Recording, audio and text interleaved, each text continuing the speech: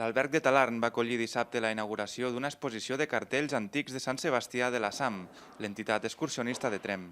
La mostra està emmarcada dins els actes organitzats per commemorar el 50è aniversari de l'entitat. Com que amb cartells amb Sant Sebastià en teníem molts d'arxiu, s'ha cregut oportú avui, que és la vella Sant Sebastià, i a més a Talarn, fer dintre del 50è aniversari de la SAM aquesta exposició aquí. Durant la inauguració, que va comptar amb la presència de l'alcalde de Talarn i el nou coronel de l'acadèmia, també es va poder veure la projecció de dos audiovisuals de l'any 1968 i 1972, gravats durant l'aplec de Sant Sebastià.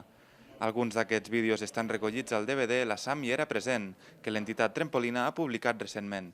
El de l'aplec de Sant Sebastià era un dels dies assenyalats dins el calendari d'actes de la SAM.